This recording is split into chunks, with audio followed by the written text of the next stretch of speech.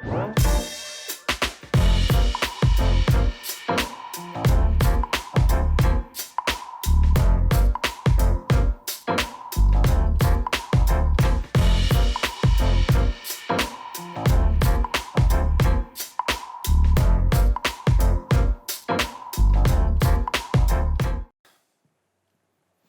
remember that feeling. Complete freedom. No rules, no expectations, just expression and joy. I was brilliant, and I felt it. It's a long and winding road that brings me here today to talk to you about exploring creativity. At age 7, I decided I wanted to learn how to play the guitar. So I started taking classical guitar lessons. I learned to play the music on the page as it was written some 300 years ago. You know, typical 7-year-old boy stuff.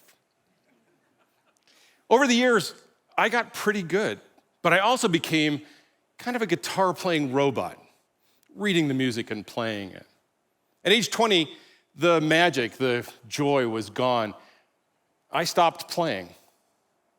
My musical brain had become hardwired into well-known and very certain outcomes, determined by the expectations of an audience, but not me. Little kids have no boundaries. They just explore. They just ask questions. They try things. They ask incessant why questions. We go to school and we're taught all the right answers. We get all the answers we'll ever need for any question. Little people become big people, and big people are expected to have all the answers. Then fear sets in, fear of being wrong. And wrong is not acceptable. Were you ever embarrassed when you were called on by the teacher and you got the answer wrong? When we challenge the status quo, we hear, "Are you sure?" Well, that seems risky. We've never done that before. What would our lawyers say? What would our customers say? What would our parents say? You want to be a musician? You'll starve. You better have a backup plan. Why? Why do I need to have a backup plan? We learn to make decisions that are safe bets, more acceptable, more in line with the status quo. In college, I decided not to go to my guitar audition. I got a business degree instead. Safe bet? For sure. Best choice? I don't know. I'll never know.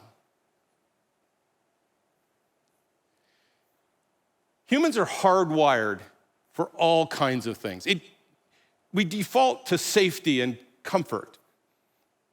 We understand how to solve problems quickly. It's efficient. It's an efficient way to make decisions. But those efficient decision makings aren't great when it comes to solving big problems. We've been living in a global pandemic. Everything we've ever known is uncertain. We live in an uncertain world, and it's become a way of life. Return to normal? Sorry, but normal's over. Traditional problem solving strives for known and certain outcomes, but real problem solving, real creativity comes from exploring the unknown and the uncertain. It's the uncertain that drags down creativity and innovation. When backed into a corner, we can and do come up with some pretty bold solutions, but why do we have to be backed into a corner to be creative? Why can't we just be creative? Well, we go to the gym, we run, we ride bikes, we hike, we walk, we lift weights, we do all kinds of things for our physical conditioning and better health.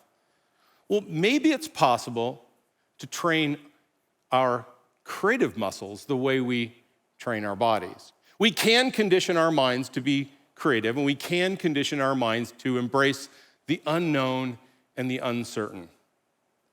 So how do we do that? Well, somehow little kids do this really naturally. They're like tornadoes. They have no boundaries, and tornadoes have no boundaries. So how can we be more like a child, maybe even more like a tornado? Well, here's how. Think Nato is creative conditioning. It's a way to unlock your creativity. It's a bold new approach. Think Nato is a process that gives you the freedom to free your brain to act a little bit like a tornado, grabbing random ideas and thoughts and spinning them around and around. Not trees and cows and mobile homes, but random ideas and thoughts. Tornadoes don't edit what's right or wrong for a tornado. They just spin and grab stuff and move along their way. Well, Think Natos are just like that, grabbing crazy ideas maybe even wrong ideas, and tossing them around and spinning them around and then bringing them back down to the ground. Think Natos have 4 parts, and it starts by asking, wait, why? And you have to ask it just like that. Pause, slow down, look at the challenge in front of you, figure out what's going on, and ask why over and over and over again, just like a toddler would. There may be great reasons why things are the way they are, but until you go deep, you don't get that real understanding. The next step, ask maybe it's possible too. The word maybe gives you permission to link unlikely outcomes. Maybe doing it the same way isn't right. Maybe we shouldn't keep doing it the same way, and maybe wrong is actually better. The third step, this is all about possibilities. Your choices could be limitless. What if we broke the rules? What if there were no rules? What if we changed the rules? The idea here is to trick your brain into looking at all the possibilities, not just the known outcomes. And the last step, try something, do something.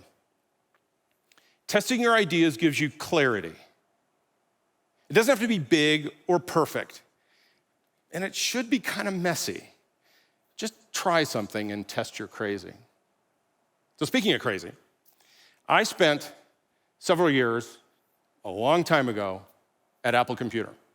It was a pretty wild time, and I learned a lot.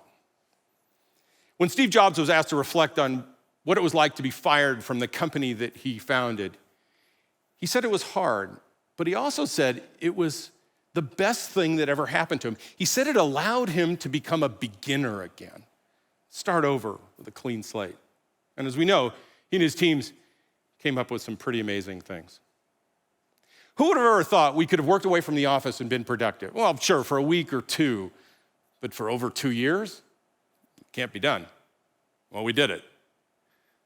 Now, people are looking at work in a completely different way. Work has fundamentally changed. Companies are saying, we trust you. This has kind of worked for you and for us, and we've got a better way of working. Let's just keep doing this.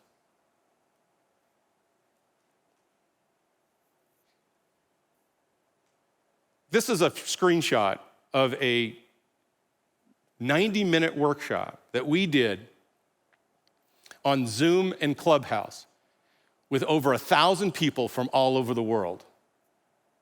It worked. You could never have done that 2 years ago. A doctor's visit over the internet? Well, that's not possible. Testing yourself for a deadly virus at home? Impossible. Teaching at all levels over Zoom? While not super optimal, we adapted and we got it done. All of these ideas come from the belief that maybe, just maybe, it's possible. Breaking free of the gravity of the status quo is never easy, but it's worth it. So I tried it. When I left a great job at a Fortune 500 company, I started mentoring musicians on their brand and their business and their futures. I jumped into an accelerator that was purpose-built for the arts. We took all the energy, discipline, and creative genius that it takes to build a successful tech startup, and we applied it to the arts. A lot of radical thinking for musicians, a lot of unright thinking. Today, I help others find what's unright for them. So now it's your turn to create something just for the sake of creating it. Pick the one thing that you've always wanted to do but didn't dare to. Maybe you wanted to sing or write stories or start a podcast or learn to play the harmonica or tell jokes or join a cause or go back to something that you've always loved and play in a band. The guy in the middle is having a lot of fun. It's me. That's my band. We're the Real Placebos. 3 guys that just love to play music, and we even play gigs. You don't need my permission, but sometimes we have to give ourselves permission to do something different, maybe radically different, maybe even childlike. At first, it will seem hard, and it might be a little uncomfortable. But I know it will be amazing. Thank you.